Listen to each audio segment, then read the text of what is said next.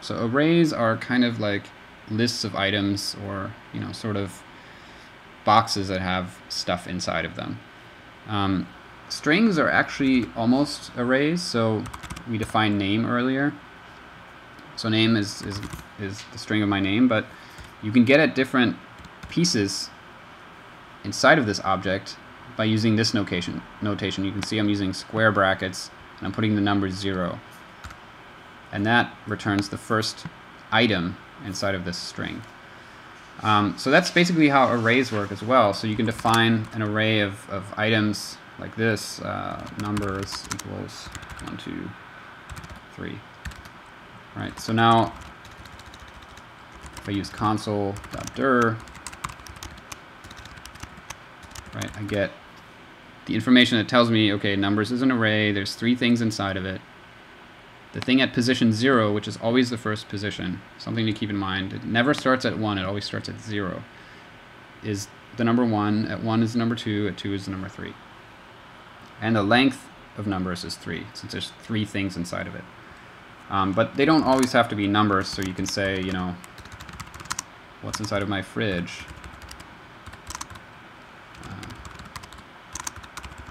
Yeah, so that's inside of my fridge. And the first item, as you would expect, is leeks. The second item is turmeric. And again, if we do this, all right, we see that my fridge is an array with 3 things inside of it. Mostly when you're dealing with arrays, which you will be dealing with arrays if you're dealing with any kind of API. So Twitter, Flickr, all these things return basically an array of photos or tweets. So inherent to arrays is the idea of looping, which is basically the way that you get through an array. And you do this in 2 basic ways. Both involve what's called a for statement. The first version of this statement is what I find more intuitive, but it may be more confusing. So I'm going to demonstrate 2 ways to get to basically iterate through an array of items. So the first way to do this is to use a for in statement. So the syntax of that, I'm going to put this inside of a comment so it doesn't complain, is you have to use the word for, then you use an open bracket, open parenthesis, and then you define an arbitrary variable, which is kind of like your iterator. So this is, or maybe your counter, basically. Then you use the word in, and then you give it an array, right? And then you use curly brackets to define what should happen for each item inside of this array. So to put this into practice, I would just say for item in my fridge,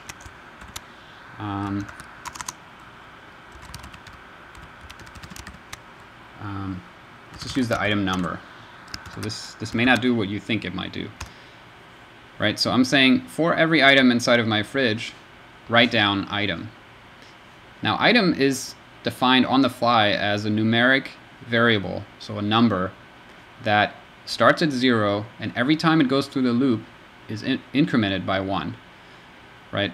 But obviously I don't want to just print out the value of item. I want to print out what's in my fridge at item. So you may already know what to expect here, but the solution is that I just have to write my fridge and then use the square brackets, just like I did up here, to get at the actual item inside of my fridge at this position, right? So that's what that does.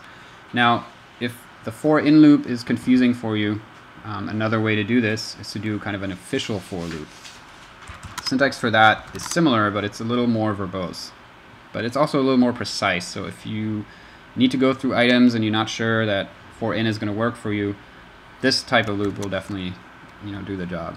So again, you define a variable, which is kind of your counter. But you define it explicitly, so you say, I'm using x here, and you're saying that initially I want to start at 0.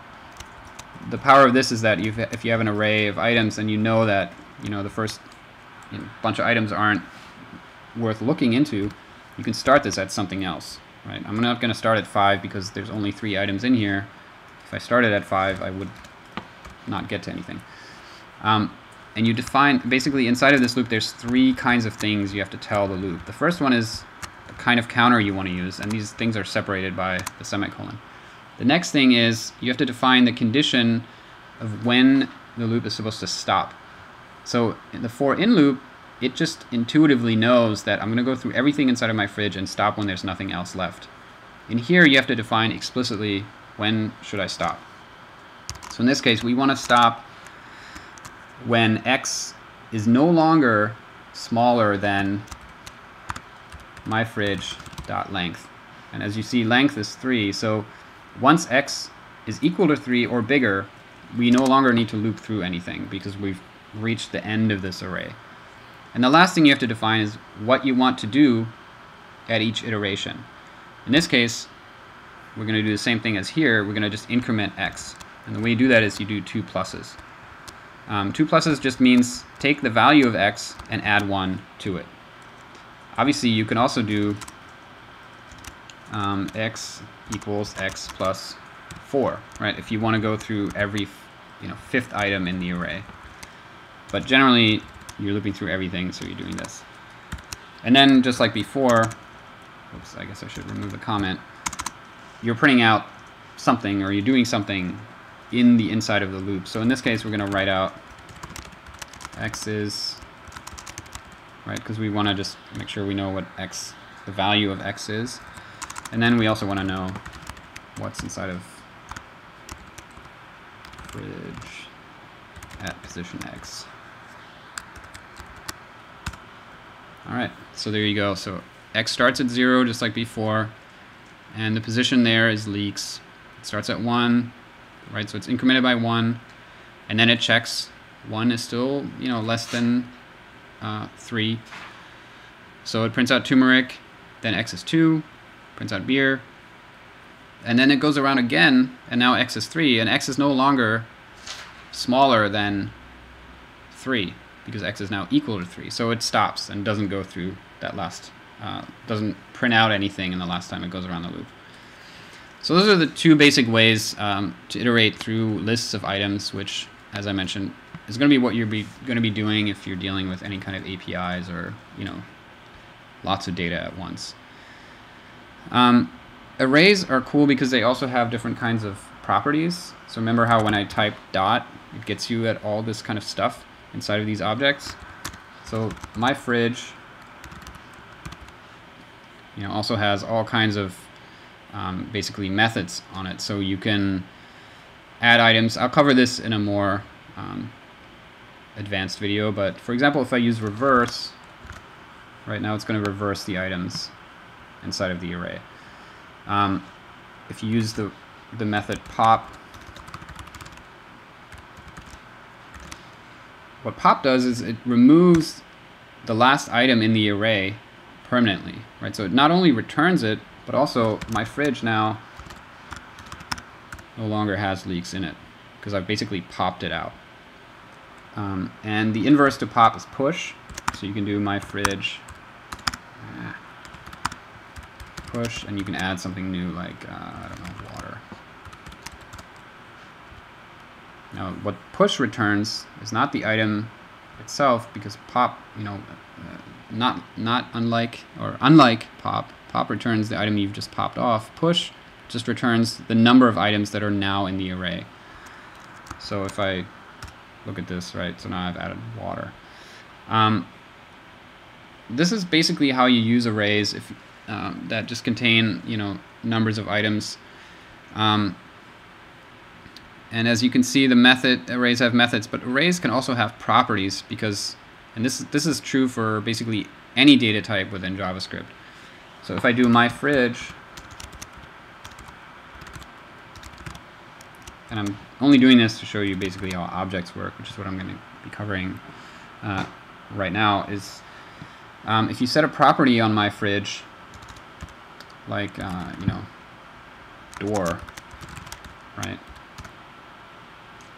This property is a property on this object. It's not an item inside of the array, right? So if you do my fridge again, you notice white is not anywhere because white is a property. So if you do console dir on my fridge, right, you see that it's an array that has 3 items in it, and then has a property called door, which the value of which is the word white.